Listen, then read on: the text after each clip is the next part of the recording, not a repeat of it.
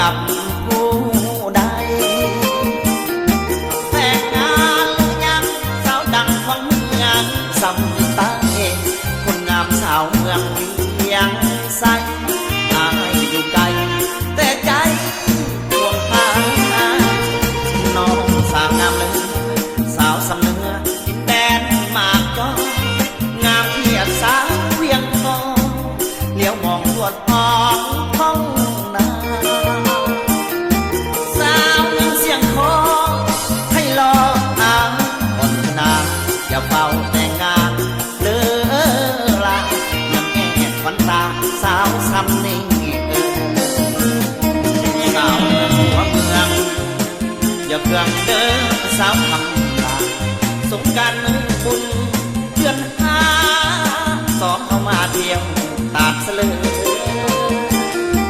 เดินท่องเที่ยวท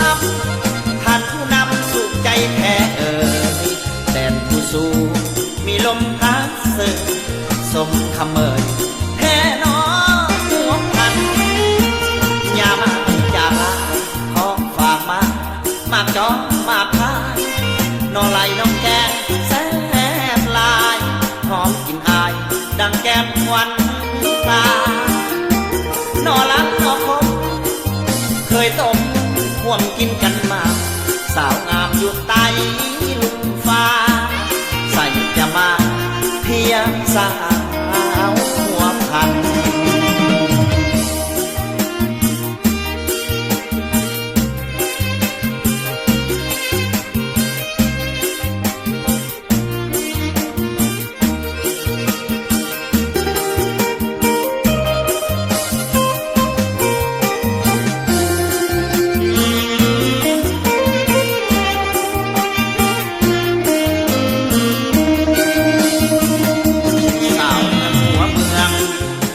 อย่าเพื่องเด้อสาวคำลาสงการมือบุญเพื่อนหาสองเข้ามาเที่ยวตาดเสลอเดินท่องเที่ยวทำท่านผู้นำสุขใจแท้แต่ผู้สู้มีลมพัดเสือสมคำเอ่ยแท้นอหัวพันอย่ามาอย่าลาขอฝากมากจอมากพาย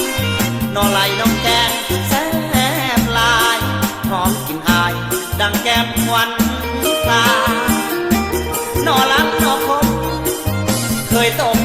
ห่วมกินกันมาสาวงามอยู่ใต้ลุ่มฟ้า